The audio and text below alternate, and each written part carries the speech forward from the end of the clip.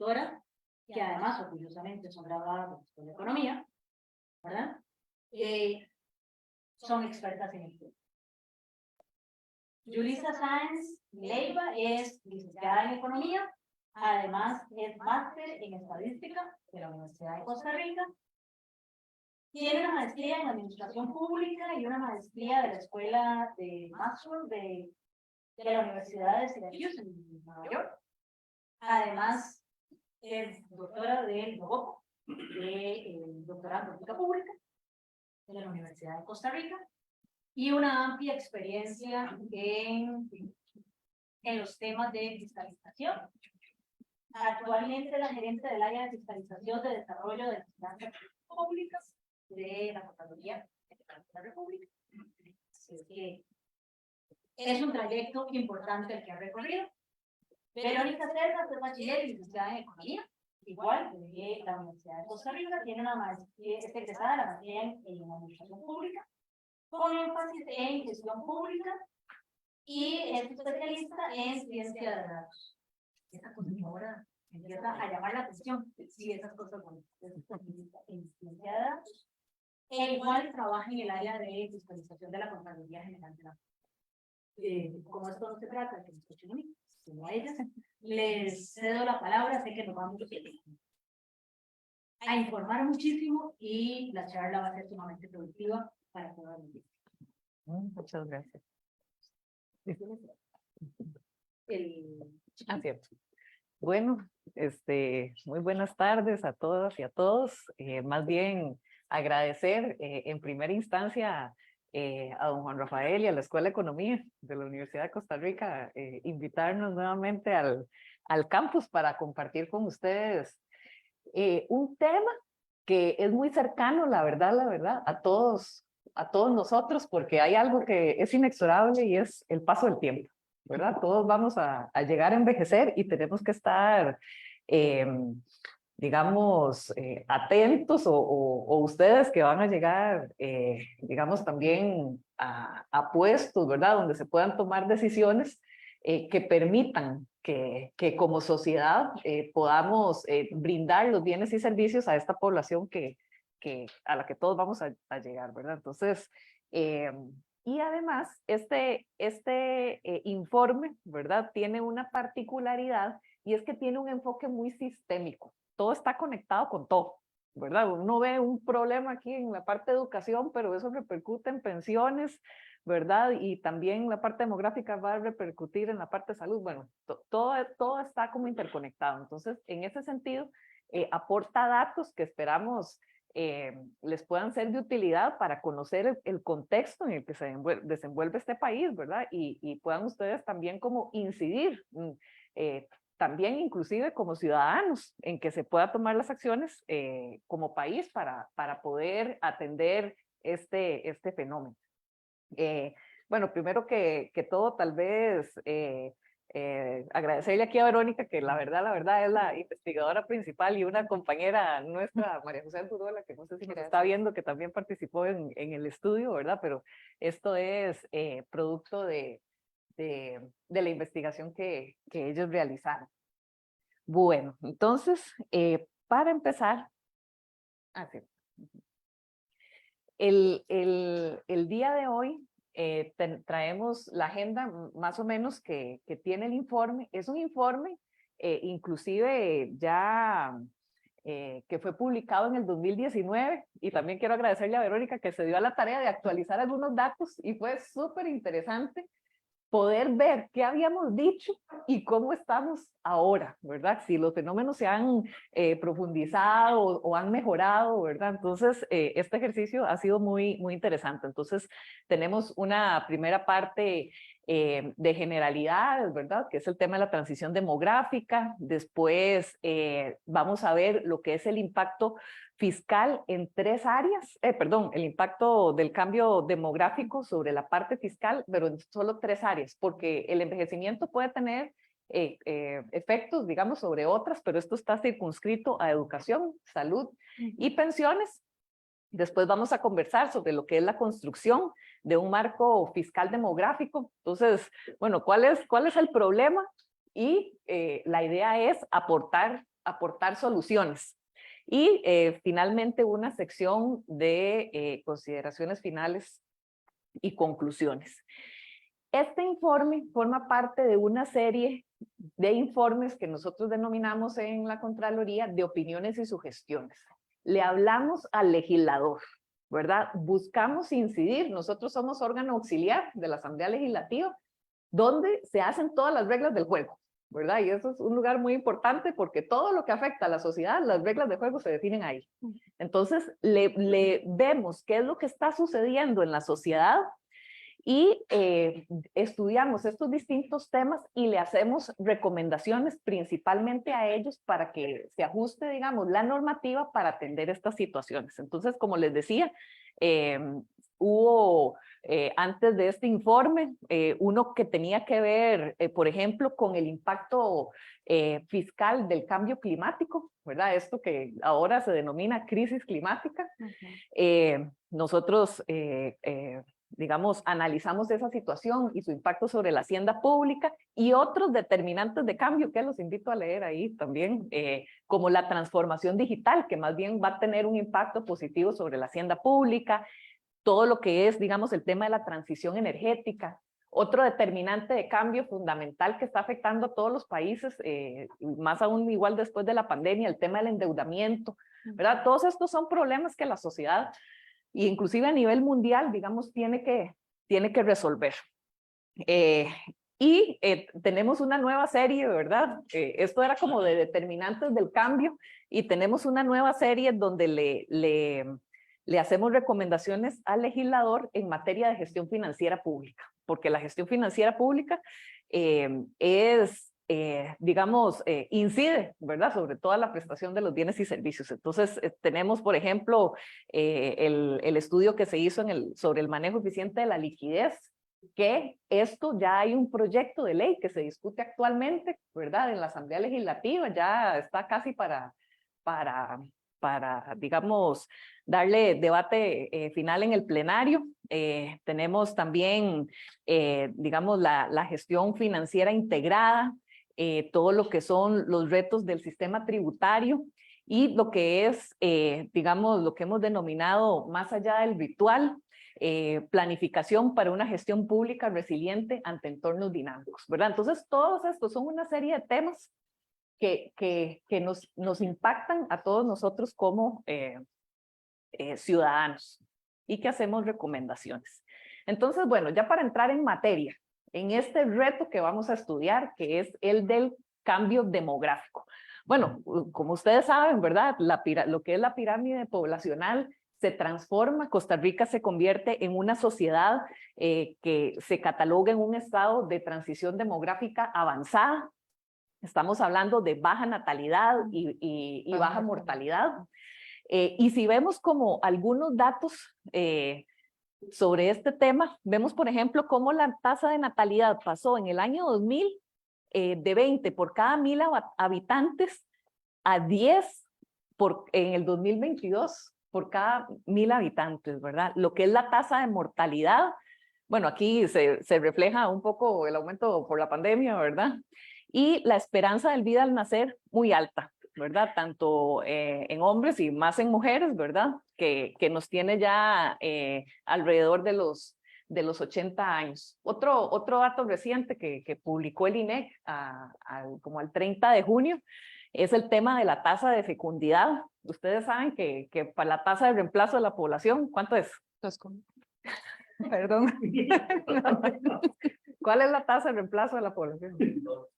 Sí, como 2.1, ¿verdad? Entonces, para poder, digamos, mantener la población en su mismo nivel, necesitamos 2.1 hijos por mujer y estamos en 1,3.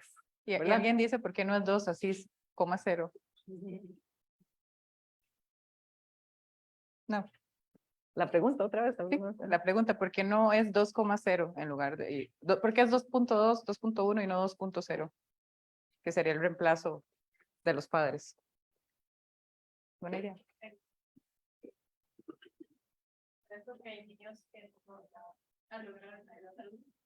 Correcto, por la mortalidad infantil, lamentablemente. Bueno, ya se sacaron un 100. Bueno, así para hacerlo un poco más dinámico, ¿verdad? Entonces, es una situación que vemos, digamos, que ese envejecimiento poblacional está cambiando esa pirámide. Y, por ejemplo, en el año 2001, el 5% de la población iba a ser adulta mayor. Para el 2030 se espera un 13% y para el 2050 el 20% de la población va a ser adulta mayor, ¿verdad? No sé, ustedes si tienen a sus papás o sus abuelitos que van al banco y más bien dice la fila de adulto mayor es más larga, más bien, ¿verdad? Se ve completa y absolutamente un fenómeno que ahora lo vamos a ver con muchos más datos, ¿verdad? Al cual le debemos como prestar atención. Y esto no es una novedad, esto lo sabemos desde hace tiempo y como país tenemos que tomar decisiones y anticiparnos a eso, cosa que ahora vamos a ver que tal vez lo llevamos como un poco rezagado. Entonces, volviendo a la pregunta que hacía Yanira de por qué el tema del envejecimiento es un tema de hacienda pública, tenemos que es un tema de hacienda pública porque porque modifica la demanda de los servicios públicos.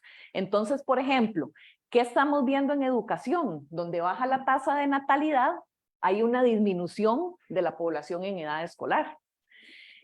¿Qué vamos a ver en salud? Bueno, el perfil epidemiológico, ¿verdad? Cambia. Ya no nos morimos de infecciones como el siglo pasado, sino que ahora morimos de enfermedades no transmisibles, ¿verdad? Aquí sí tuvimos un cambio, ¿verdad? Que ustedes pueden notar por el tema de la pandemia, porque por lo general este fenómeno de transición demográfica lleva a la par una transición epidemiológica. O sea que las economías más jóvenes tienden a tener más prevalencia de enfermedades infecciosas. Lamentablemente estamos viendo un cierto retorno de enfermedades infecciosas, ¿verdad? Como fue el caso del COVID y bueno, ahora todos los virus, ¿verdad? Que han estado saliendo, que también vamos a ver más adelante, donde el tema de vacunación pues también tiene su incidencia, ¿verdad? Y cómo este tema de nuestras creencias finalmente se van convirtiendo en actos, ¿verdad? En si me quiero vacunar, no me quiero vacunar y cómo eso pues a nivel país también puede afectar todo este perfil epidemiológico. Perdón. Sí, no, perfecto, digamos, de hecho, este tipo de enfermedades, digamos, estamos hablando digamos, las neoplasias o el cáncer, ¿verdad? Las enfermedades cardiovasculares, la parte también, digamos, neurodegenerativa, ¿verdad? Todo este tipo de enfermedades. La diabetes también. Y ahora Verónica nos va a hablar también de lo importante que es llegar, digamos, a la vejez, digamos, lo mejor posible, ¿verdad? Esa parte va a ser muy importante. ¿Y qué vemos en el lado de las pensiones? Bueno, que hay un aumento en la población adulta mayor y una disminución en lo que es la población en edad laboral. Entonces, estas dos variables, digamos, de la población que aporta y la población que recibe, la pensión, ese ratio, ¿verdad? Tiende a ponerse, digamos, más bajo. Y esto como sociedad nos exige dos palabras muy importantes en la vida en general, ¿verdad? Para la vida profesional, para la vida personal, ¿verdad? Que es anticipación y adaptación, ¿verdad? Uno siempre tiene que tratar de ir adelante y adaptarse antes de que el cambio llegue. Uno lo ve por allá y se adapta. Entonces, esa anticipación y adaptación es una cualidad, ¿verdad?, que debemos tener también a nivel institucional para que las instituciones puedan tomar decisiones. Entonces, bueno, por ejemplo, sobre este tema, el PEN indicó, el Programa Estado de la Nación, que 3/4 partes del consumo de personas adultas mayores se financia a través de transferencias públicas. Entonces, bueno, este es un tema de hacienda pública. Y ahora le doy la palabra a Verónica para que pueda seguir viendo, por ejemplo, el reto de la educación. Gracias, Julissa. Con el tema de educación, perdón, ¿cómo está? Sí, sí, ok. Lo que podemos ya ir viendo es que el envejecimiento ya se nota en las estadísticas de matrícula del Ministerio de Educación Pública. Entonces, perdón, me acuerdo para acá. Para el año 1996, que tal vez estábamos en una etapa de transición moderada, porque este proceso de transición demográfica tiene etapas, ¿verdad? Ya estamos en la última, ya de hecho nos falta muy poco para hacer una economía envejecida. Teníamos cerca de 484,000 estudiantes en primaria, únicamente contando los que están en centros públicos. Para el año 2000 alcanzamos como un pico, ¿verdad? De 500,000 estudiantes. Aquí ha empezado ya como a oscilar, ¿verdad? Porque obviamente no necesariamente cada generación es más pequeña estrictamente que la que sigue, ¿verdad? Sino que van cambios, pero bueno, ya viendo los años, viendo la trayectoria, sí se aprecia ya una disminución. Y para este año tenemos aproximadamente 405,000 estudiantes en el nivel de educación primaria tradicional en centros públicos. Esto significa que ya solo por variación de matrícula hemos perdido un 19% de estudiantes, ¿verdad? En este nivel. Acá un tema importante. Si ustedes revisaran, por ejemplo, las estadísticas de matrícula de secundaria, no se va a notar todavía el efecto demográfico por una razón muy sencilla. Y es que a nivel de cobertura, la tasa de escolaridad en secundaria todavía es bastante baja. Entonces todavía hay mucho espacio de crecer, ¿verdad? Porque todavía nos falta llegarle a toda la población con el mismo nivel de cobertura que hemos tenido en educación primaria y que todavía no tenemos tampoco en educación preescolar. Ahora, si consideráramos los centros educativos públicos, privados y subvencionados, se mantiene la caída. Obviamente es un poquito menos, ¿verdad? Porque siempre está el fenómeno de estudiantes que pasan de sector público a sector privado, pero cae pues un porcentaje importante, ¿verdad? Que es un 16%. Entonces ya este cambio en la población ya se empieza a ver inclusive en nuestras estadísticas oficiales. Ahora, otro dato interesante que habíamos encontrado para el estudio, en ese momento se habían cerrado 62 centros educativos por agotamiento de fuente de matrícula. Eso quiere decir, no había niños en esas localidades, el centro tuvo que cerrar. No es la única razón por la que se cierra una escuela, porque puede ser que tenga una orden, una orden sanitaria, que la infraestructura esté en muy mal estado y no pueda sostenerse, ¿verdad? Pero sí, ya para este periodo, lo que llevamos contabilizado como a junio más o menos de este año, del Ministerio de Educación Pública contabiliza 84 centros educativos cerrados porque no hay población para atender, ¿verdad? Entonces, obviamente, esto es un tema que obliga a repensar. Ahora, si lo vemos junto a tema de gasto, vemos que las poblaciones van descendiendo. Aquí, esto es la matrícula que llamamos preescolar tradicional.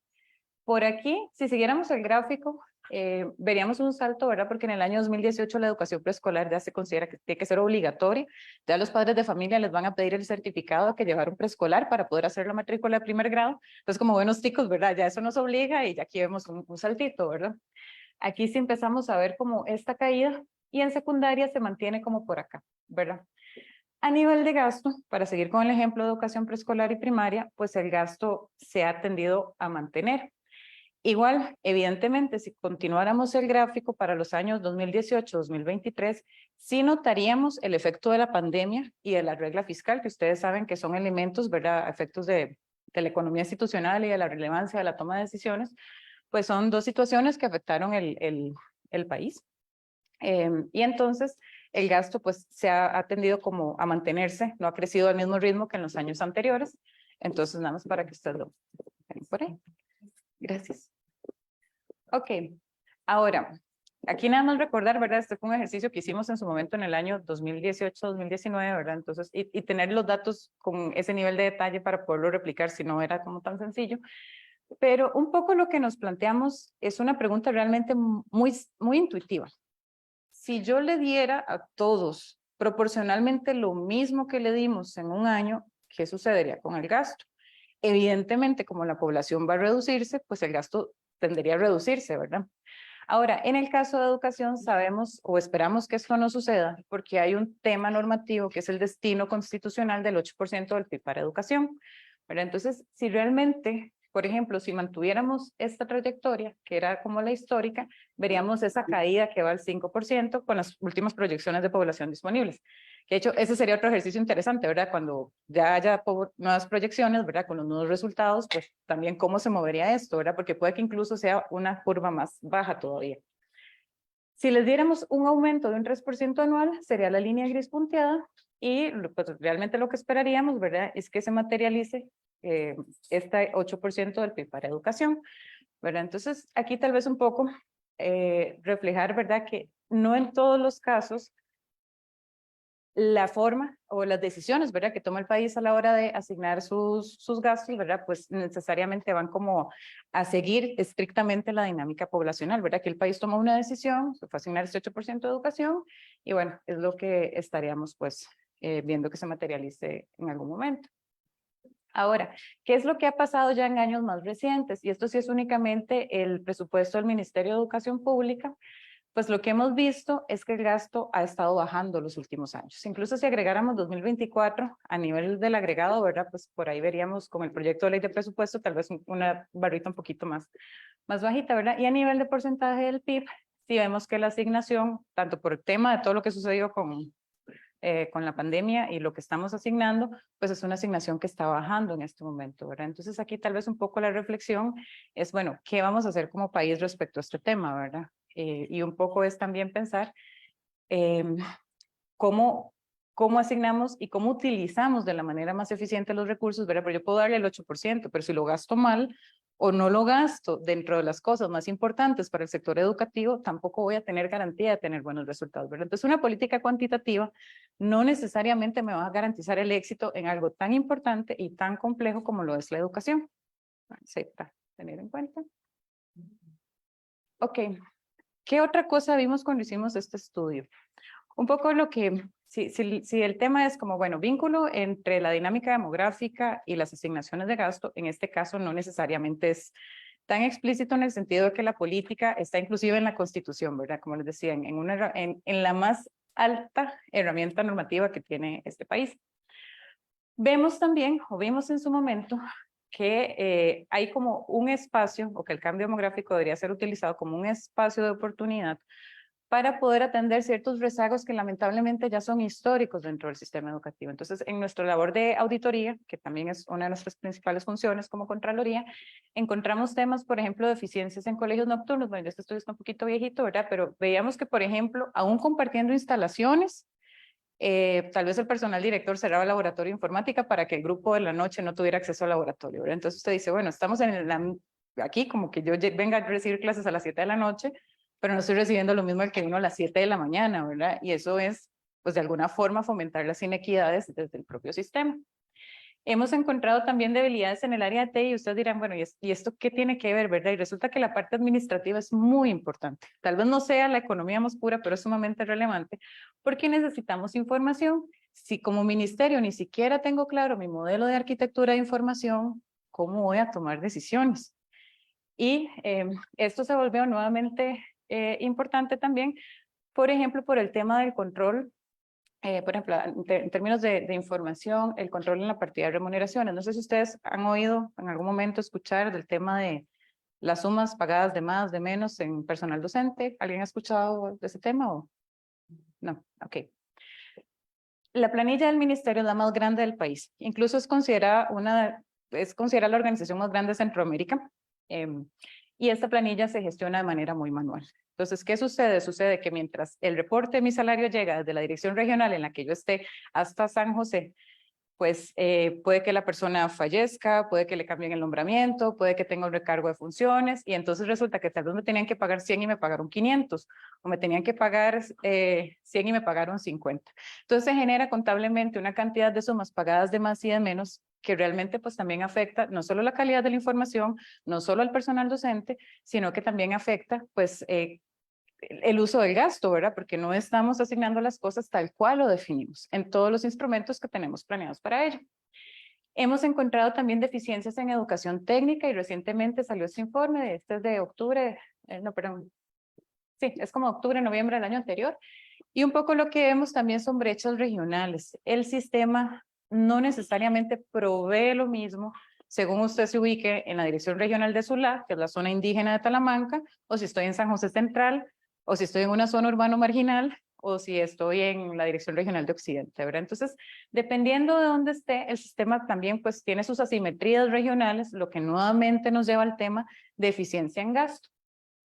Habíamos encontrado en su oportunidad también oportunidades de mejora en cuanto a programas de equidad, que básicamente es la dirección del ministerio que se encarga de proveer becas y transporte estudiantil y becas bueno, ahora becas lo tiene más todo el IMAS, pero becas de postsecundaria y el programa de comedores escolares, que es sumamente importante, ¿verdad? Un niño, una niña bien alimentado tiene su cerebro más abierto, más listo para recibir todo el conocimiento, ¿verdad? Pero si yo estoy en un salón de clases y estoy pasando hambre, no me voy a poder concentrar. Entonces, esto también nuevamente tiene que ver con todas estas acciones que como país tomamos para reforzar el sistema educativo. Hemos encontrado también, y este también se actualizó en 2022, problemas serios en infraestructura y equipamiento educativo. Por ejemplo, el tema de contabilización de las órdenes sanitarias, realmente, aunque hay un grupo de trabajo entre el Ministerio de Salud y el Ministerio de Educación, pues saber cuántas son, en dónde están, tener ese mapeo de necesidades, pues no se tiene en este momento. Entonces vamos a lo mismo, ¿verdad? Si no sé a dónde están mis necesidades más importantes, lo que vamos es priorizando como emergencias, gastos. Y ustedes como futuros economistas saben que en una situación así, pues en realidad hay gran riesgo de que la asignación de gastos no necesariamente sea la más efectiva ni la más eficiente, ¿verdad? Porque estamos apagando incendios y bueno, este tema también se mencionó en el último informe del estado de la educación, ahí también pueden revisar, ¿verdad? Las estadísticas de ellos. Hemos encontrado también desafíos, por ejemplo, en materia de escuelas unidocentes, no se provee el mismo servicio si yo estoy en una escuela unidocente, si estoy en una escuela tradicional, porque obviamente por definición un unidocente nos va a poder dar todas las asignaturas, ¿verdad? Entonces el tema de las asignaturas especiales, que también es parte del currículum y es la aspiración que como país tenemos, pues no se le está materializando a toda la población. Tenemos desafíos también en cuanto a recursos tecnológicos, en cuanto a saber los recursos con los que cuentan las escuelas, los controles, los instrumentos, etcétera. Y finalmente, este año, creo que hace como un mes o 2 meses, sacamos este informe sobre transformación digital del sistema educativo. Y acá, bueno, esto no se mencionaba obviamente en el estudio de cambio demográfico, pero acá un poco lo que vemos es que no hay una visión sistémica, ¿verdad? Porque el sistema no es el MEP. El sistema es el MEP junto con las universidades, junto con los colegios universitarios, junto con todos esos mecanismos de coordinación que existen. Y bueno, acá pues es importante, ¿verdad?, dar esa visión de sector. Ahora, cambiando un poco el tema y yéndonos hacia el área de salud. Levanten la mano quienes tienen un familiar que tenga hipertensión o diabetes o que haya padecido de cáncer. Ahora vuelvan a ver la sala. Me dio escalofríos. Les digo sinceramente, me dio escalofríos. Ok, como comenzaba Julissa, un poco lo que sucede cuando las economías tienden a envejecer es que evidentemente los patrones o ese perfil epidemiológico pues va cambiando. No nos enfermamos de las mismas cosas que las economías que son más jóvenes, que están empezando apenas este proceso de transición, sino que empieza a haber más prevalencia de lo que se llaman estas enfermedades no transmisibles, ¿verdad? O inclusive podríamos decir enfermedades crónicas no transmisibles en algunos casos. Entonces, aquí hay un gran reto, ¿verdad?, para el sistema de salud pública, porque hay una mortalidad prematura.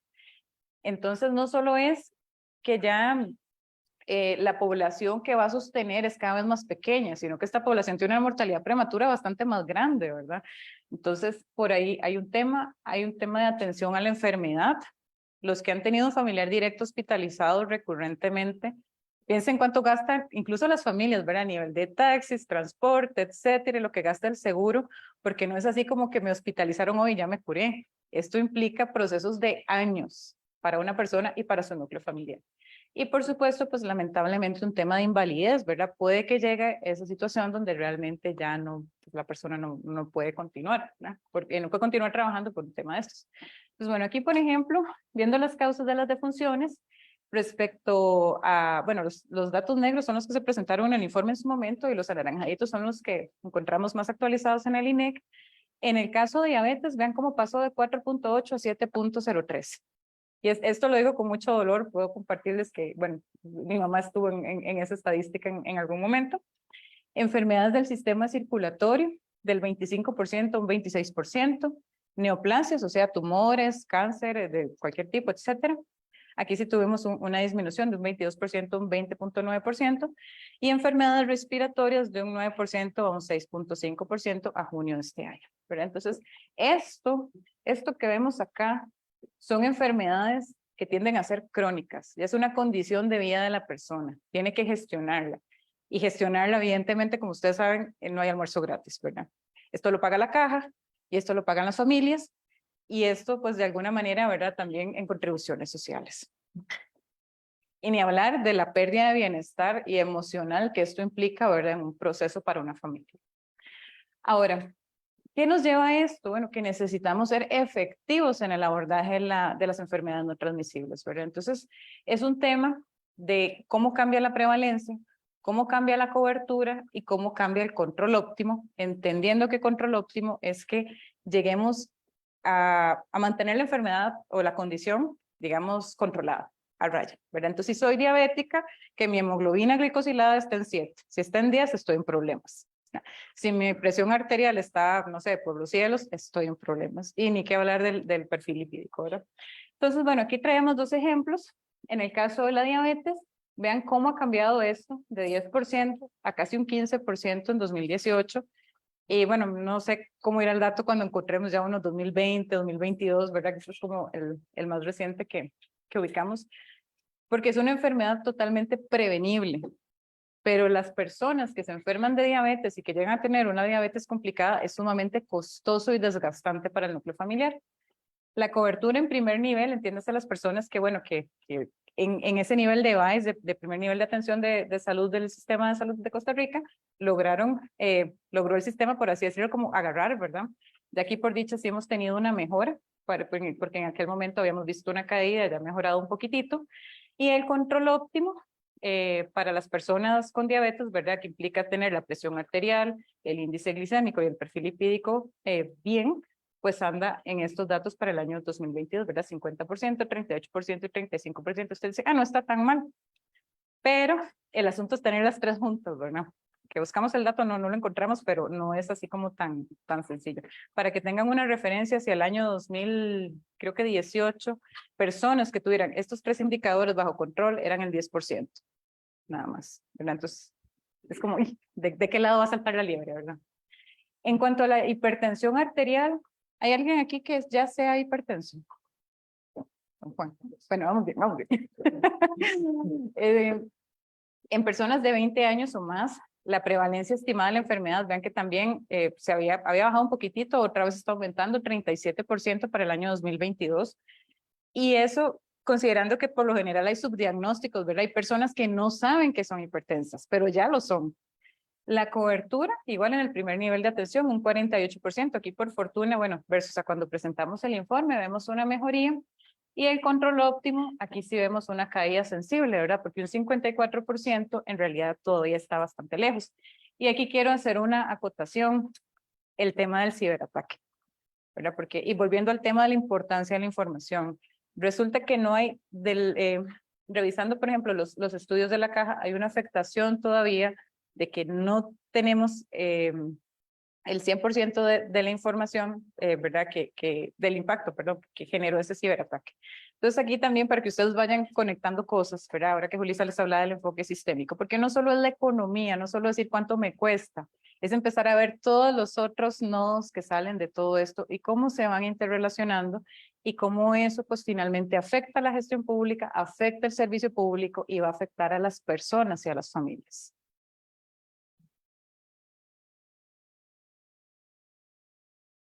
Ok, otro tema importante respecto a la salud y el envejecimiento es que lamentablemente entre más grande se hace uno, ¿verdad? Es más propenso a tener que ir a un hospital. Así sea porque se sintió un poquito mal o ya empiezan como a aparecer otras cosas, ¿verdad? Y bueno, al final es como esa batalla que de alguna forma, no quiero decir de manera pesimista, pero de alguna forma todos llevamos perdida. No somos eternos, ¿verdad? Entonces el cuerpo pues ahí lo va sufriendo, ¿verdad? Y las personas adultas mayores son más propensas entonces a requerir hospitalizaciones y ser internadas. Pero entonces si vemos la proporción de personas de mayores de 65 años que utilizan los servicios de hospitalización, para el 97 era un 11%, para el 2012 era un 13%, para 2016 un 17% y para el año anterior ya fue casi un 25%. Pero entonces uno dice, y ahí sí, la cuarta parte, ¿verdad? Los que estaban hospitalizados eran personas adultas mayores. Entonces, por eso es la importancia, ¿verdad? Que no es solo ese gran éxito que significa como país de llegar a esa esperanza de vida de 80 años, es cómo llego a los 80 años. Porque yo no sé ustedes, yo no quiero vivir 100 años y voy a estar enferma. Prefiero vivir 60, 70 o los que Diosito me regale, ¿verdad? Pero en un buen estado de salud. Pero si uno va a estar mal, entonces, bueno, hay que pensar en cómo envejecer saludablemente. Y aquí quiero decir una cosa, envejecer no es malo, es un proceso natural. Y como una vez escuché en una charla del, creo que el Estado de la Nación, es algo para felicitarnos como país de haber llegado hasta acá, pero es también de preguntarnos qué vamos a hacer de aquí en adelante, porque las cosas no se sostienen solas, ¿verdad? Respecto a consulta externa, bueno, obviamente también tienden a ocupar más consulta externa. No encontré el dato 2022, pero bueno, en 2012 era ya un 16 y aquí se aprecia la tendencia creciente, ¿verdad? Porque obviamente hay más personas adultas mayores cada vez.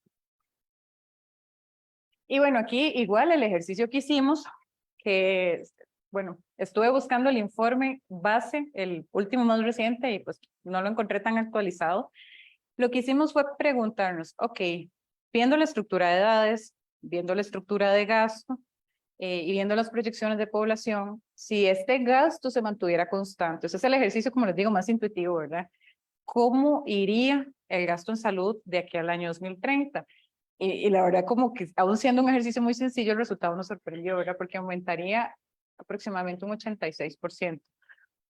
Probablemente con la pandemia estos números ya sean cortos, ¿verdad? Porque con la pandemia cambió tantas cosas que tal vez en unos años, ya cuando haya un poquito más de claridad en el panorama, ¿verdad? Pues también tengamos oportunidad de actualizar y ver.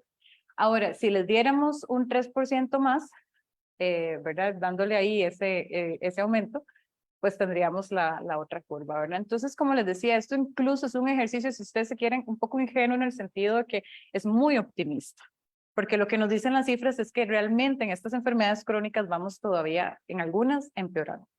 Entonces, si aún en un ejercicio muy optimista el resultado nos para los pelos, ¿verdad? ¿Qué va a suceder entonces? ¿Cómo vamos a financiar esto? Pues porque no nos estamos haciendo más jóvenes, ¿verdad?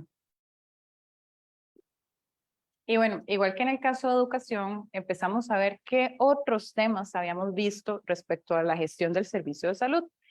Y un poco, bueno, lo que encontramos es que hay que envejecer saludablemente. Usted ve que esos señores, ¿verdad? Que van ahí corriendo y usted dice, qué lindo, yo quiero ser así. Bueno, hay que ser así, definitivamente. Entonces, por ejemplo, en aquel momento teníamos una esperanza de vida al nacer de 79 años, que era la del año 2017, y teníamos una esperanza de vida saludable. Esto es una estadística que calcula la Organización Mundial de la Salud de 71 años, y ahora vamos aquí por 80 y aquí por 70. Y yo le decía, ay, pucha, ¿qué está pasando? Y ocupamos un abordaje efectivo de las enfermedades no transmisibles. El tema no es cómo llegué, el tema es cómo llego, ¿verdad? Y si ya soy hipertensa, soy diabética, bueno, no puedo darme el lujo de tener esa glicosilada en 10, como les decía, ¿verdad? Entonces, ocupamos o hemos encontrado en fiscalización que no somos tan efectivos en esas enfermedades no transmisibles, que ha habido rezagos en la aplicación de la política de salud mental y bueno, lo pudimos vivir lamentablemente en la pandemia, lo importante que es que la mente esté bien. Vemos temas de información financiera y supervisión del SEM y del IBM, ¿verdad? De todo el tema de las proyecciones actuariales, la incertidumbre que hay respecto a la estabilidad financiera de estos regímenes.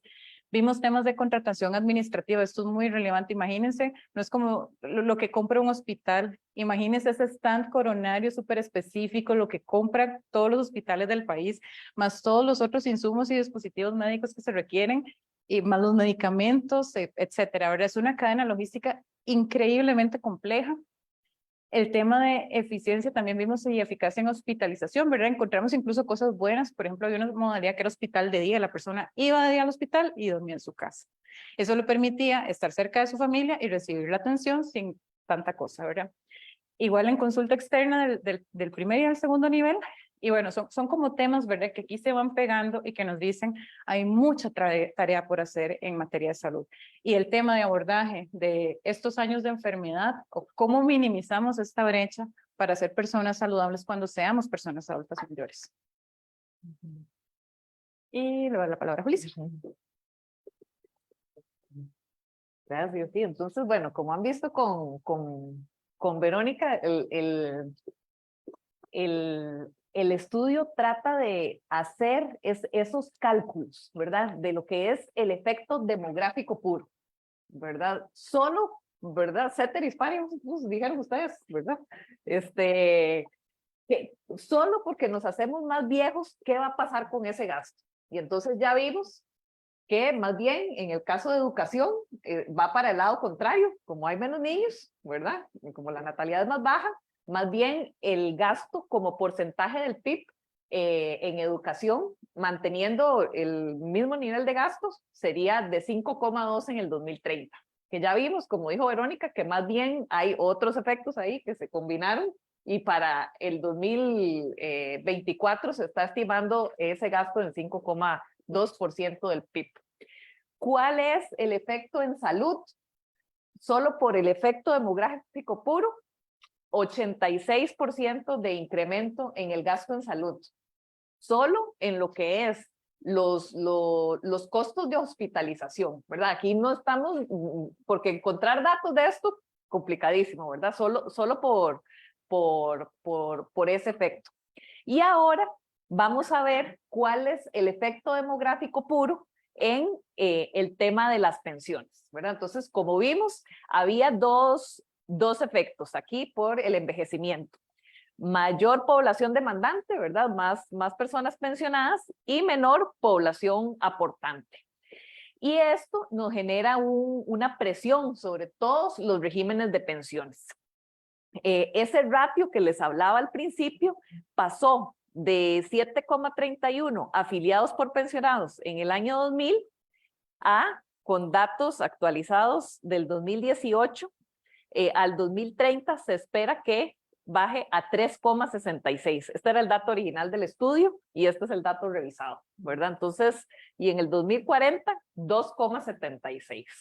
Entonces, ¿qué van a hacer ustedes? Afiliarse a una pensión complementaria, ¿verdad? Apenas empiecen a trabajar porque después ya, digamos, los recursos lo ven lejos, pero es una decisión que hay que tomar a tiempo, ¿verdad? Entonces, este es uno de los efectos que estamos viendo. Entonces, el cálculo nos llevó a ver, ¿verdad? Y esto es solo la caja costarricense, porque regímenes ustedes saben que tenemos varios, ¿verdad? El del magisterio, el del Poder Judicial y el de la caja. Aquí hacemos, de hecho, algunas sugerencias interesantes que ya han entrado algunas en la corriente legislativa como para poder corregir estas, digamos, disparidades. Entonces, en el caso del envejecimiento, del impacto del envejecimiento sobre el tema de las pensiones del IBM, vemos que la cantidad de pensionados pasó de 42,000 en el 2002 a 171,000 personas. Y solo por vejez. Solo por vejez, ¿verdad? Y ese gasto pasó de 38,000 millones a 500,000 millones, un 1,75% del PIB en el 2017 y al 2022, ojo, ¿verdad? 774,000 millones, un 1,7% del PIB del 2022. Si proyectamos utilizando los estudios actuariales, uno que había hecho en la Universidad de Costa Rica y otro que tenía la caja, esperaríamos que para el 2030 la cantidad de pensionados ronde los 351,000 y ese gasto ya alcance de 2,5 a 2,7% del PIB. Es decir, en 12 años, bueno, esto en el momento que se hizo el estudio, ¿verdad? Ese gasto estaría aumentando 263%, solo en el IBM. Entonces, es para que nos empecemos a preocupar, ¿verdad? Y tomemos decisiones. ¿Qué hemos visto de esto, de fenómenos, digamos, a nivel sistémico? ¿Qué puede estar afectando esto? Bueno, el tema de la informalidad, ¿verdad? Las personas que no están cotizando, digamos, es el 44,9% era en ese momento. Dicho sea paso, entré ahora a ver el dato al 30 de junio del segundo trimestre.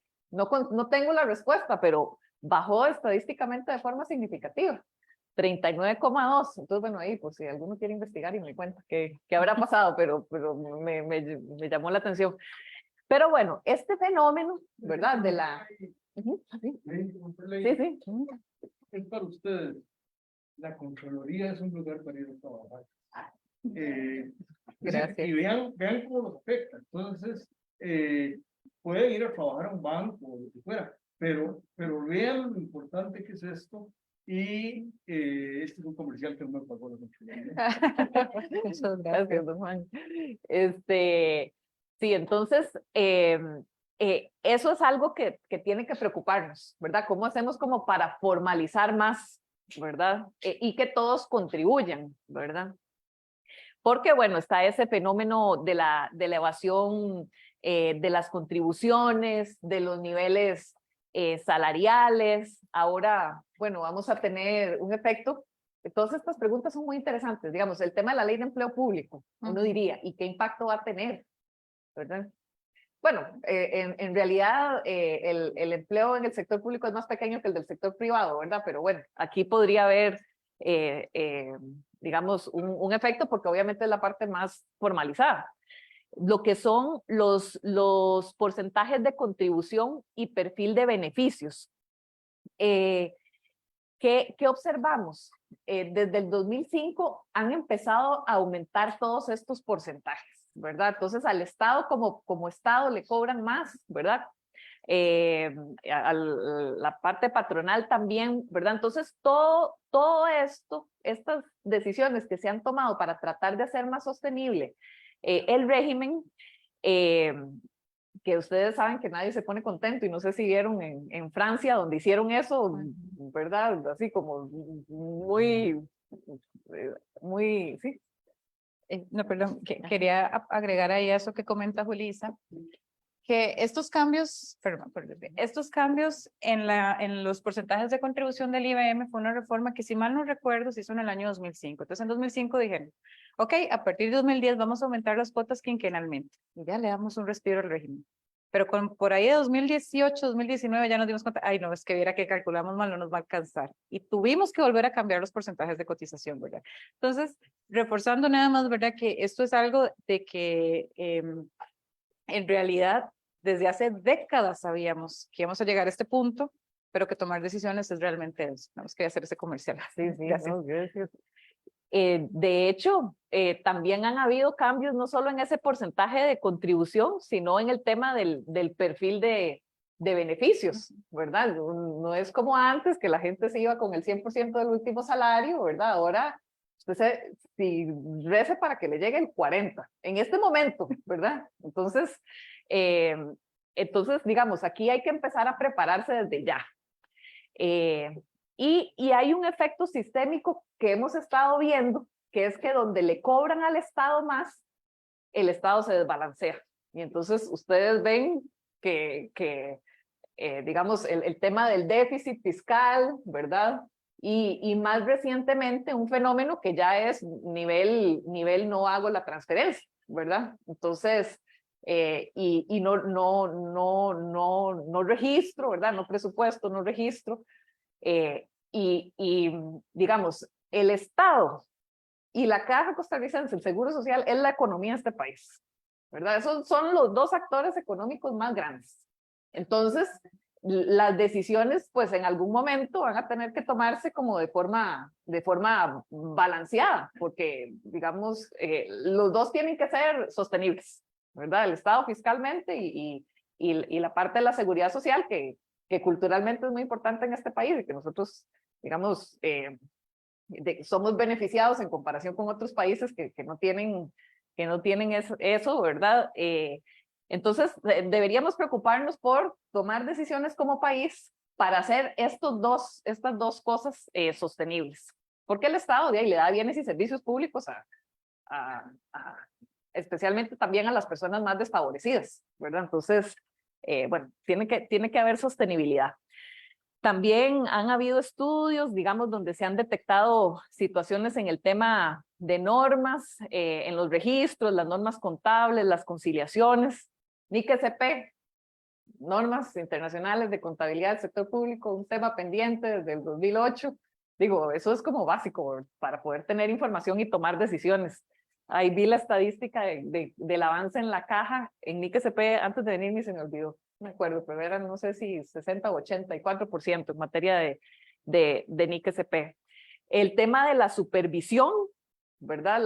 La SUPEN tiene que ejercer un buen control externo Hubo una época, no sé si recuerdan, me parece que don Edgar Robles, ¿verdad?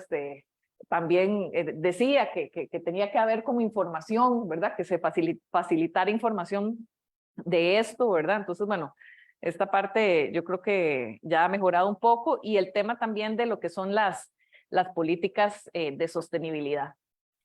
¿Qué riesgos adicionales vemos en el tema del envejecimiento? Bueno, la población adulta mayor tiene una incidencia en aquel momento del 20%. O sea, el 20% de los adultos mayores era pobre en ese momento. Entonces, si uno visualiza el 20% de los adultos mayores que vamos a tener en el 2030, entonces va a ser mucho más, ¿verdad? Personas. El dato actualizado aquí, según el INEC, es que el 27, ¿verdad? Ya pasó de 20 a 27, que aquí lo estamos viendo, ¿verdad?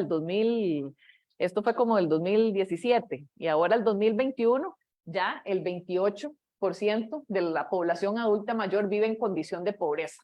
Y eso pone un estrés sobre lo que es el régimen no contributivo, para el que tenga la dicha de poder acceder al régimen no contributivo, ¿verdad? Entonces, esto también debe preocuparnos porque esos recursos salen de las transferencias del Estado, perdón, que sale de los impuestos y que el Estado tiene un déficit y que entonces nos empezamos a endeudar más y donde nos endeudamos más, digamos, nos cobran más, porque ya no somos tan buenos sujetos de crédito, le hace la tasa de interés, sube y es el efecto que vimos, ¿verdad? Hasta el 2018 con la reforma a la ley, con la ley de fortalecimiento de las finanzas públicas que ajustó un poco, ¿verdad? Por el lado del ingreso, lo que es el impuesto al valor agregado y el impuesto de renta. Y ahora, bueno, en el tema de endeudamiento, estamos como en ese punto de inflexión donde aunque más recientemente es por un tema de tipo cambio, ¿verdad? Están viendo el tipo cambio por los suelos, ¿verdad? Entonces, bueno, eso hace que la deuda se vea más baja, ¿verdad? Pero, digamos, en términos nominales sigue estando como alta. Entonces,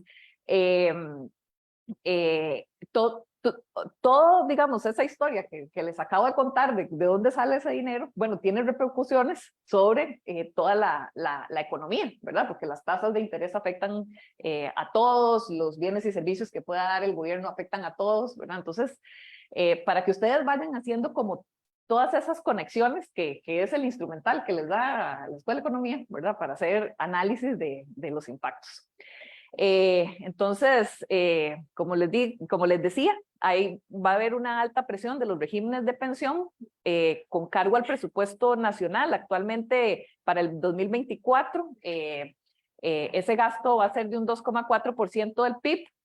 Y bueno, se me olvidó poner ahí, nosotros gastamos para el otro año 9,5% de todo el presupuesto, lo gastamos en los regímenes de pensión con cargo al presupuesto.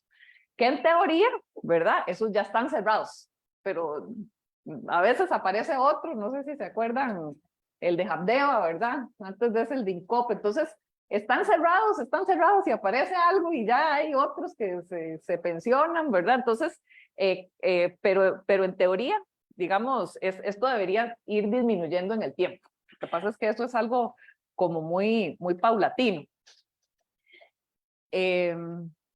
Al igual, digamos, como que el tema de la ley marco de empleo público, ¿verdad? Ese cambio que empezó este año, ¿verdad? Va a ser muy paulatino. O sea, el que entró antes de marzo del 2023 está con el régimen viejo. Imagínense y la vida laboral de alguien que entra, o sea, nos va a tomar no menos de, seguro, 40 años, ¿verdad? Entrar al salario único. Bueno, entonces. Allá. Se me descompuso. Se me...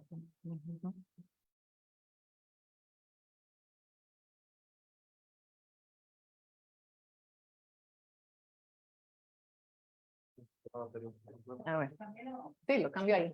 Bueno, aquí quería traerles, disculpen ahí la filmina, porque es una que llevamos ayer exposición del segundo presupuesto extraordinario, y es ese fenómeno que les mencionaba de lo que dice la caja que le deben y lo que dice Hacienda que le debe a la caja, ¿verdad? Y entonces aquí hay una diferencia abismal, ¿verdad? Y entonces el ministro de Hacienda indicó que están haciendo como negociaciones para ponerse de acuerdo, pero aquí la preocupación es la tendencia explosiva que esto lleva, ¿verdad? Entonces, es algo que tenemos que solucionar, ¿verdad? Porque cuando vamos a ver de alguna de las dos cosas, ¿verdad? Se desequilibra. Por ejemplo, ya aquí a mayo, la caja decía que le debían 3,3 billones de colones. La contabilidad tenía registrado más o menos 200.000 millones, ¿verdad? Y en términos de convenios, que son lo que ellos ya se ponen de acuerdo, había solo 30.000. Entonces, no sé si han visto que todos los créditos de apoyo presupuestario que aprobó el gobierno en la pandemia, el legislador pidió que 10% se lo dieran a la caja, ¿verdad? Entonces, aquí lo que vemos es la ejecución de esos créditos, pero esto se mezcla con el tema de la regla fiscal. Entonces, de ahí la incorporación de esos recursos al presupuesto, que cambió con respecto a la medición de hacerla en el ejecutado al presupuestado, entonces tienen una ejecución muy baja por eso, porque se han ido metiendo, digamos, como de forma paulatina. Pero bueno, ya están todos incorporados y a la fecha, digamos, hay una ejecución del 70%. Ajá. Bueno, le doy la palabra a Verónica para que continúe con la parte del marco fiscal demográfico. ¿Cómo lo vamos a arreglar? Creo que ya estamos un poquito al filo de la navaja con el tiempo, entonces voy a tratar de ir un poco rápido. Pero bueno, básicamente aquí lo que proponemos como Contraloría, o lo que encontramos en su momento, es que el cambio demográfico no ha sido como una guía tan visible para las políticas públicas, ¿verdad? Entonces, bueno, hay que hacerla visible, porque la realidad siempre supera cualquier cosa, ¿verdad? Entonces, la realidad de las cosas que vamos a envejecer. Entonces necesitamos incorporar este componente, ¿verdad? Entonces, bueno, ¿cómo podemos hacer esto? Bueno, hay que visibilizar quiénes demandan y qué demandan, y cómo se financia, y de qué instrumentos fiscales disponemos. Y en todo esto, un eje súper importante de transparencia y rendición de cuentas, porque, insisto, la información importa e importa mucho. Y entre más acceso, más generalizado sea el acceso a la información, pues mayor control, mayor transparencia y pues mejor vamos a estar. Ahora, un poco, ¿verdad? Aquí en resumen, ¿verdad? Pues lo que vemos es que la educación, si bien ahora hay que ejercitar esta competencia de aprender toda la vida, ¿verdad? Porque no es como antes que usted sacaba el bachillerato, la licenciatura y podía ya no estudiar más. Ahora hay que estudiar toda la vida, hay que reinventarse cada 10 años porque el mundo se hace más y más complejo. El fuerte está en la población joven. Igual aquí, ¿verdad? Entonces aquí la principal población pues iría como en descenso, aquí más bien iría en aumento, y la oferta de recursos, ¿verdad? Bueno, ¿quién me financia qué, verdad? La educación se financia con los ingresos del gobierno, a puros impuestos, y títulos de deuda interna, ¿verdad? Porque no nos alcanzan los impuestos para financiarlo todo. Igual la salud, las pensiones, ¿verdad? Se financian con contribuciones sociales. Y noten aquí un poco lo que decía la profesora al inicio, ¿verdad? Que son ingresos ligados al mercado laboral. Si el mercado laboral se va reduciendo, o sea, porque la población que trabaja es menos, pero esa es la principal fuente de ingresos y los demandantes van creciendo, tenemos un problema. Algo hay que cambiar. No sé qué, pero algo hay que cambiar. Ahora, hablando un poco de instrumentos fiscales, ¿verdad? Bueno, lo que hemos visto es que si tenemos menos niños, puedo darle mejores condiciones a cada uno. Eso sería lo ideal. Ahora, el sistema está lleno pues de brechas todavía, ¿verdad? Todos sabemos, salen las noticias que la orden sanitaria, que la escuela se está cayendo, que lo que pasó aquí, lo que pasó acá, ¿verdad? Entonces, bueno, hay mucha tarea pendiente, ¿verdad? Ahora, este caso, ¿verdad? Es especial porque tiene un destino específico que es importante revisar periódicamente. ¿Por qué? Y aquí quiero ser muy específica. No significa que sea 5, que sea 4, que sea 20. Esa decisión, bueno, es del país, pero está en nuestra constitución y el entorno cambia, ¿verdad? Entonces, bueno, hay que ir mapeando, revisando, inclusive si en algún momento se requirieran asignaciones entre el mismo sector, tipo, bueno, nos está quedando, no sé, desprotegida la primera infancia o acá, ¿verdad? Bueno, todas esas discusiones hay que hacerlas. Hay que poner el énfasis en los resultados, ¿verdad? Porque como les decía, yo puedo darles el 8%, pero si se los doy mal o no se los doy en las cosas más importantes, pues tampoco vamos a promover el mayor logro de resultados. Y bueno, para que ustedes, imagino que ya tenían conocido, ¿verdad? Mapeado este tema de la ley de fortalecimiento de las finanzas públicas, que ahora el INA y el gasto en primera infancia también se va a contabilizar dentro de este 8%. En el caso de la salud, un poco la recomendación, ¿verdad? Es ir hacia esas opciones futuras posibles, las que sean, para financiar la salud, porque si nos quedamos con contribuciones sociales, el régimen va a seguir teniendo problemas y va a llegar un punto también donde usted no le puede rebajar a una persona más allá de cierto porcentaje de su salario, porque necesita vivir en el momento presente, ¿verdad? Entonces también es algo como que tiene su cota, su tope. Una opción, por ejemplo, es como algo similar a los impuestos verdes, ¿verdad? O temas, por ejemplo, como el etiquetado. Ustedes cuando, bueno, los que han tenido oportunidad de salir del país, dice alto en grasas, alto en azúcares, y ya uno lo piensa un poquito para comerse eso. Aquí eso todavía no se tiene tan desarrollado, ¿verdad? Entonces, bueno, si el que contamina paga, el que me engorda que también pague, ¿verdad? No, identificar, ¿verdad? Estos consumos, pues, perjudiciales de estos productos que afectan la salud. Revisión de procesos institucionales, ¿verdad? Hacer más con menos. No siempre las instituciones vamos a tener la posibilidad de utilizar más recursos, ¿verdad? Entonces, bueno, el tema de consulta externa, de ser más eficientes en la consulta externa, de modalidades alternativas a la hospitalización, como el hospital de día que les comentaba, y procesos de apoyo, ¿verdad? Porque en contratación administrativa para la caja es sumamente importante por toda esa cadena logística que les comentaba, ¿verdad? Que no es solo como comprar, no sé, famotidina y enalapril. Necesitamos toda una serie de dispositivos e instrumental médico sumamente complejo y casi que único, ¿verdad? Entonces, bueno, ¿qué sentido tiene que el Hospital San Juan de Dios compre el stand coronario por su lado y el Calderón Guardia también, cuando pueden comprarlo junto y ganar por economías de escala, ¿verdad? Ahí también podemos ganar eficiencia. En pensiones, bueno, en su momento, ¿verdad? El gasto administrativo, pues ha sido un tema, ¿verdad? Para 2019 había un parámetro de 3%, pero bueno, en el ideal, este gasto administrativo no debería ser muy alto, ¿verdad? Siempre por tratar de promover la eficiencia. Y pues lamentablemente, ¿verdad? Sí hay que hacer una revisión periódica de primas escalonadas y el perfil de beneficios. Esto a nadie le gusta, pero bueno, ciertamente ya no es irreal aspirar, por ejemplo, a las condiciones de pensión que tuvieron nuestros abuelos. No las vamos a tener. Por eso, saquen su pensión complementaria. Y pues necesitamos, ¿verdad? Que esto bajo revisión periódica y objetiva, ¿verdad? Ustedes saben que también en su momento hubo mucha discusión respecto a los estudios actuariales, ¿verdad? Y hay que tener en el ojo estos dos conceptos. Estabilidad financiera y solvencia actuarial no necesariamente van a coincidir en el sentido que esto tal vez sea más de este plazo inmediato y esto es de largo plazo. Pero entonces ocupamos ponerle atención a los dos. Y en su momento, ¿verdad? Bueno, el tema de los aportes del Estado como patrono, porque no aporta igual, ¿verdad? Y eso también implica, pues, inequidades, diferencias entre la población y, pues, que las condiciones de jubilación realmente son diferentes según dónde me vaya a pensionar. Para finalizar con esta parte respecto a transparencia y rendición de cuentas, ¿verdad? Hay que involucrar a la ciudadanía en la toma de decisiones, porque finalmente las familias y las personas son quienes más se ven afectados. Un acceso a información oportuna, íntegra y confiable y rendición de cuentas sobre acciones que se ejecutaron o no, porque no solo es lo que hice, es lo que no hice y por qué no lo hice, ¿verdad? Y bueno, obviamente, ¿verdad? En ausencia de información objetiva, si no sé el estado actual del régimen, si no sé qué pasó, no sé, con el sistema de salud en la pandemia o etcétera, ¿verdad? Bueno, no va a tener todo el mapa completo y la decisión puede llegar a ser no óptima y eso, como buenos economistas, ustedes saben. Bueno, aquí voy a ir muy rápido en realidad. Es un poco lo que ya comentamos, ¿verdad? El tema de las normas, de los registros contables, de la incertidumbre sobre los estados actuariales, las debilidades en la valoración de actuariales sobre el SEM, registros presupuestarios en el caso del MEP, ¿verdad? Esto es parte de esa transparencia, ¿verdad? Por ejemplo, el MEP con el ciberataque tuvo que pagar con una planilla espejo. Entonces pagó, creo que fue, no sé si fue como en abril, con una planilla de marzo, pero ¿y qué pasó con las defunciones? ¿Qué pasó con los cambios? ¿Qué pasó con todo eso, verdad? Porque es una planilla súper dinámica.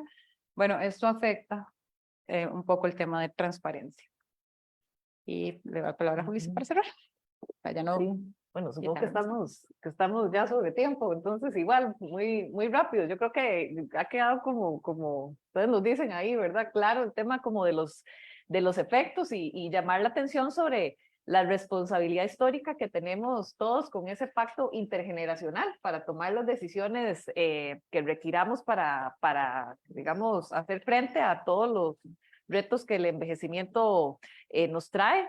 Ese componente demográfico tiene que visibilizarse en lo que son todas las decisiones presupuestarias y para eso la Contraloría propuso el marco fiscal que Verónica les mencionó. Tal vez aquí comentarles, me devuelvo un poquito, por ejemplo, nosotros habíamos hablado de esto en el 2019 y en el 2023 se presentó un proyecto de ley para equiparar, por ejemplo, la contribución del Estado como patrono en los 3 regímenes. Entonces, bueno, son cosas que se van moviendo lento, pero uno va viendo cambios. Entonces, aquí la propuesta es pasar todo esto a 5.75, porque ya el gobierno está pagando 5.75 ahí. Entonces,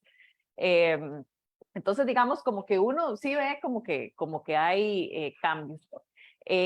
¿Qué sugerimos nosotros? Bueno, que el legislador tome acciones, ¿verdad? Una de esos cambios que se dieron también en el 2019 tiene que ver con el concepto plurianualidad. Eso es algo que como país, y no sé si han visto también el tema de los marcos fiscales de mediano plazo, ¿verdad? Cosas que otras economías tienen una organización ahí para poder ver el futuro y saber que las decisiones que estoy tomando hoy me impactan en el futuro, no tomarlas con una visión así como cortoplacista. Entonces, aquí el país ha ido trabajando poco a poco, ¿verdad? En este tema de la presupuestación plurianual. El tema de los datos que tanto reforzó Verónica, ¿verdad? La importancia de la transparencia presupuestaria y de lo que es toda la evaluación de las acciones que estamos tomando, ¿verdad? Todo lo que es la gestión para resultados, esas mediciones. Se dice fácil, pero vayan a la práctica y lograr, digamos, como tener esos datos y que se tomen decisiones a generar el aprendizaje, que se den los cambios, eso es, digamos, algo complejo en la vida real. Entonces, de nuestra parte, nada más agradecerles y esperamos que les haya gustado ahí la presentación.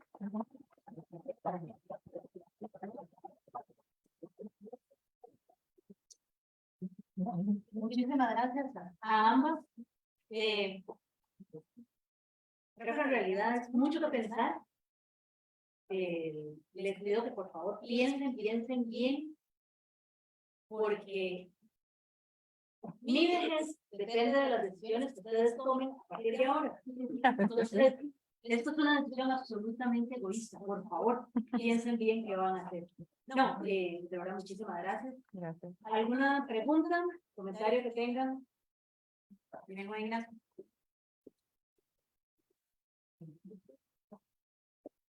Yo no tengo una pregunta, bueno, tal vez suene un poquillo ignorante, ¿verdad? No sé mucho del tema. No hay preguntas. Es que me genera curiosidad el tema de pensiones, de que no sé si la Contraloría tiene algún tipo de control sobre, bueno, yo creo que no tiene control para nada, pero no dice si alguna vez se lanzaron como si se ha aprendido en los últimos años hacia una tendencia, digamos, hacia preferir los fondos de pensiones privados por el propio aumento de la informalidad, que las personas prefieran irse a un fondo privado de pensiones, ignorar totalmente la caja, y no sé si la Contraloría ha visto eso, si no lo ha visto, todo bien.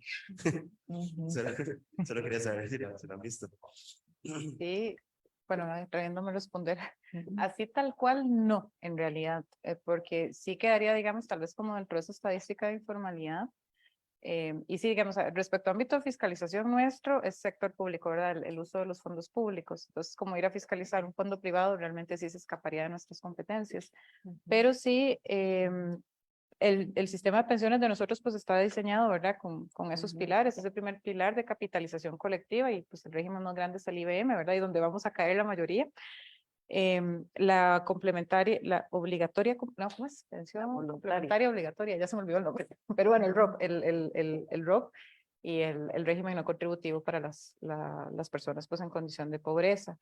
Lo que vemos en realidad, un poco lo que comentamos, ¿verdad? Que es un régimen que está en una posición vulnerable en este momento, que quedó también vulnerable como todo el mundo, ¿verdad? Por temas de la pandemia y como eso afectó también, ¿verdad? Que bueno, no sé si recuerdan las noticias, por ejemplo, que decía que por uno de los efectos de la pandemia era que se aceleró el envejecimiento, ¿verdad? Como que llegamos antes, que estamos ahorita tal vez donde pensamos que íbamos a estar en unos años, y eso también tiene su incidencia en las pensiones, ¿verdad? Entonces todo el tema de informalidad, de calidad del empleo, de desempleo, ¿verdad? Que estamos con un desempleo bastante alto, creo que andamos como en 11%, y todo eso afecta el régimen. Pero así tal cual lo que preguntas, pues, francamente, por lo menos yo no conozco, no sé cómo dicen. Sí, la Contraloría no considera un riesgo el hecho de que tal vez la caja, bueno, digo, no sé, de mi opinión, ¿verdad? No sé si será así, realmente, que la caja está perdiendo algún tipo de competitividad con el sector privado, el tema de Es que como explicaba Verónica,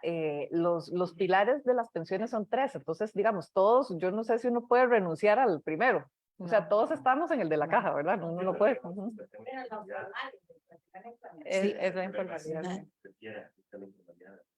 Sí, ese sería el Sí. riesgo en realidad. la Lo que informalidad. pasa, Ignacio, es que la informalidad no solo es por pensión, la informalidad es por otra serie de aspectos y no hay manera de que renuncie.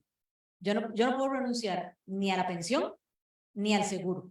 Ujú. Puedo no usarlo y puedo tomar un seguro privado. Y puedo tomar, que era lo que decían ambas, y que yo lo he recalcado desde hace muchos años, ustedes sería uno que trabajan, toman el plan de pensión voluntaria. Ujú. Pero igual voy a tener que cotizar para la caja, sí, pero no va a alcanzar, ¿verdad? Entonces, en realidad el problema es solucionar informalidad por todo lo asociado, pero pensión es solo una partecita muy pequeña de la informalidad. La pregunta interesante que en los seminarios de investigación tienen todo un año para hacer investigación es si las personas que están en la informalidad están pagando una pensión voluntaria. Ujú. No sé, pero sería interesante.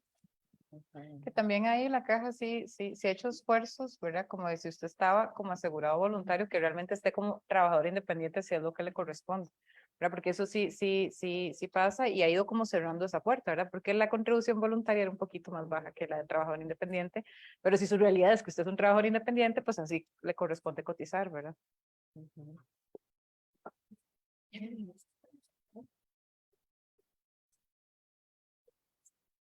Buenas tardes, muchas gracias por la presentación. Ya que tocaron el tema de la informalidad, siento yo que es un tema bastante complejo porque la informalidad no parte solo de el hecho de entrar o no a la parte pública, a la parte privada. Ahí es una construcción que conlleva a la persona a estar en esa determinada posición, pero lo que yo pienso es cómo llevar o incentivar a la gente a que pase de la informalidad a la formalidad.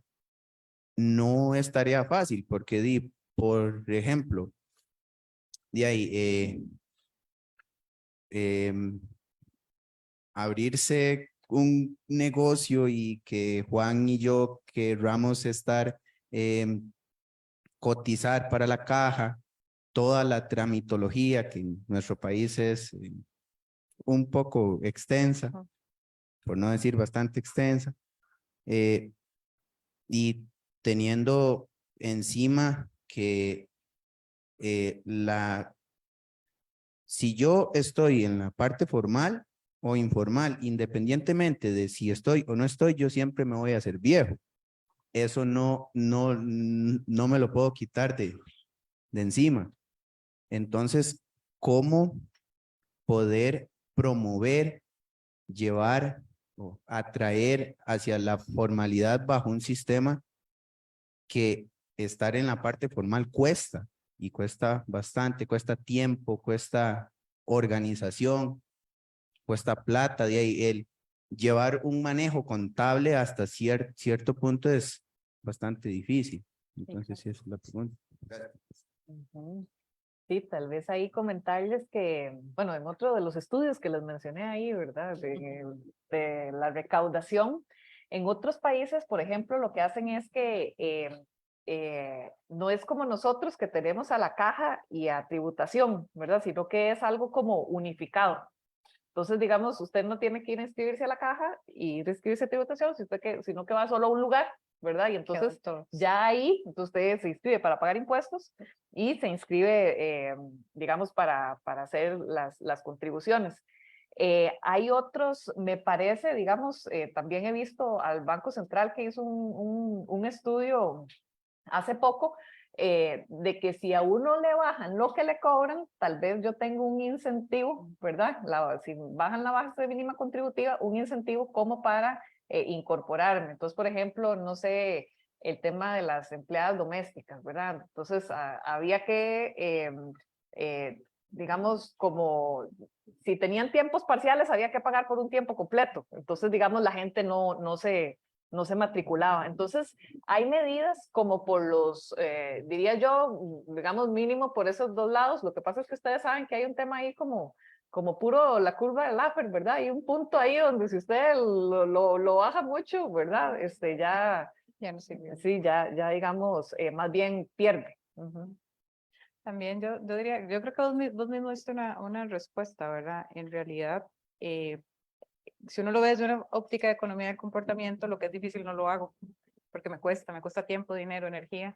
Entonces lo que hay que hacer es hacerlo sencillo para las personas, que no sea tan costoso. A veces querer estar bien es realmente difícil, ¿verdad? Portarse bien con todos esos agentes, ¿verdad? Entonces, bueno, un buen incentivo sería eso, hacerlo sencillo. Después te dan cuenta de que uno se está dejando la oportunidad, porque por ejemplo, a mí me pasó que yo estoy en Hacienda, a mi mamá también me pasó que yo estoy en Hacienda, y mucho tiempo nunca nos dijeron que están en la caja, y digamos, la Hacienda no nos dice, la familia nos dice, los jefes no nos dicen, nadie nos dice que todos salgamos. Entonces, la contraria, pues ir acá, que mejor utiliza la comunicación, que digan, ya estás en la caja. Ven la información. Asimetría de información. Si tienen algún otro comentario. Juan.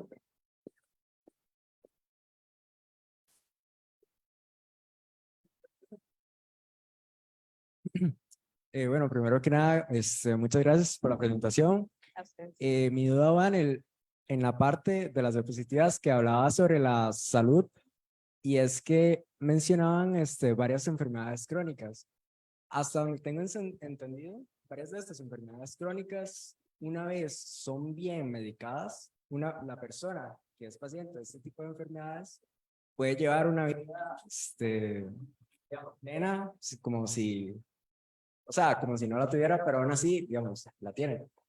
Mi pregunta es, cuando ustedes separaban los porcentajes de, como estas, no Los sé, de cobertura o sea, no recuerdo prevalente. específicamente el nombre, pero era como estas, como esperanza de vida, pero era como sin enfermedad y con enfermedad. Contaban también, digamos, en las personas que no tenían la enfermedad, personas que ya habían sido medicadas o no medicadas, o que se encontraban en ese proceso, o directamente solo si se les había detectado o no alguna de esas enfermedades. Bueno, quería devolverme a la diapositiva, pero no me sirve. Ah, qué detalle. Qué vergüenza. Creo que estamos hablando. Ajá. Creo que tenemos. Creo que eso. Ok, tal vez aquí, en realidad es que son fuentes de información diferente, ¿verdad? Entonces, este dato de la esperanza de vida saludable lo calcula la Organización Mundial de la Salud. Lo que mencionaban, ¿verdad? De que el tema es el control óptimo de la enfermedad. Por eso cuando presentábamos los datos de las enfermedades, aquí está, hablamos de control óptimo, ¿verdad? Porque en realidad, incluso ustedes, bueno, aquí estamos hablando de diabetes tipo 2, pero hay una diabetes tipo 1, ¿verdad? Que tal vez no tengo tanto control sobre ella. Tuve algún tema, ¿verdad? O incluso una vez supe un caso de una persona que tuvo un accidente y bueno, el páncreas se le afectó y quedó diabética después de este accidente, ¿verdad? Entonces no fue que la desarrolló por un tema metabólico, sino que algo sucedió. El tema es estar bien aquí y estar bien en los tres. Si yo logro esto, realmente voy a ser una persona con diabetes, pero una persona bien controlada, bien cuidada, y me voy a evitar amputaciones, derrames, comas diabéticos, etcétera, ¿verdad? Porque eso sí, pues en realidad es sumamente caro, desgastante, emocional y financieramente. Entonces, por ejemplo, esta estadística viene de unos informes de la Caja que se llaman como resultados en la producción de servicios finales. Una cosa, si no recuerdo bien el nombre, pero esto es un informe de la Caja, y el de vida saludable en realidad es un dato de la Organización Mundial de la Salud. Pero es cierto, o sea, lo importante es tener un control óptimo. Entonces, si soy hipertensa, bueno, tener una presión que esté dentro de los rangos óptimos para mi condición, que van a variar obviamente si no lo soy, ¿verdad? Entonces, por ejemplo, entiendo que el control glicémico es, creo que 6 o 7 para una persona, creo que 7 y 6 si no tengo diabetes, ¿verdad? Entonces, y 8 si ya soy una persona adulta mayor, ¿verdad? Pero y si es 9, estoy en problemas. Y voy a estar en problemas para mi familia y para el sistema de salud. Bueno, tal vez ahí yo agregar que eso es como, la diferencia son como años de dependencia, ¿verdad? Entonces, eso, digamos, por ejemplo, los años que ya uno ocupa que lo ayuden, ya a nivel cama, ¿verdad? Y tal vez contarles una experiencia. Yo estaba hablando con una noruega, ¿verdad? Y yo decía, pero ¿cómo hacen aquí, verdad? Porque es los escandinavos, ¿verdad? Caminan y, ¿verdad? Hacen ejercicio, comen muy saludable. Entonces, tenían una visión digamos, de llegar lo mejor, ¿verdad? Digamos, porque aquí, ¿quién se hace cargo del dependiente? De ahí casi que la familia. Allá no, allá los hijos se van y digamos, el Estado se hace cargo de las personas. Entonces, por ejemplo, el Estado le manda, pues, si usted ya ocupa como alguien que le vaya a hacer las compras del supermercado, el Estado le manda a alguien. Y ya, a lo último, ya, si usted no puede hacer nada, ya es donde lo mandan, digamos, como a un asilo, ¿verdad? Entonces, yo decía, lo digo porque me imagino que cada vez ustedes tienen menos hermanos, ¿verdad? Y uno dice, bueno, y sí, ¿quién va a cuidar a mis papás? Y después, si no tengo hijos, ¿quién me va a cuidar a mí?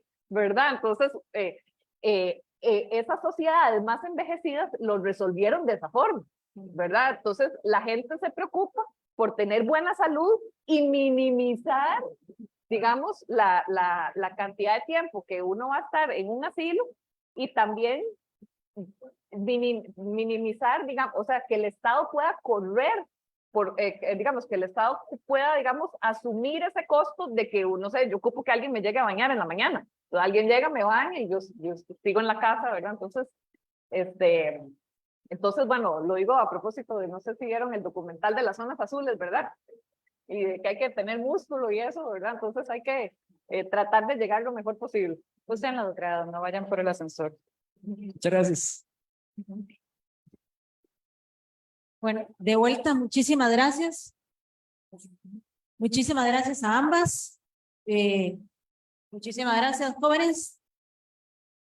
Con esto damos por concluida la charla del día de hoy, que ha sido sumamente interesante. Y esperamos verlas de nuevo con más temas de esos que hacemos los economistas cuando nos ponemos a hacer cosas. Buenas tardes, muchas gracias. Gracias, jóvenes.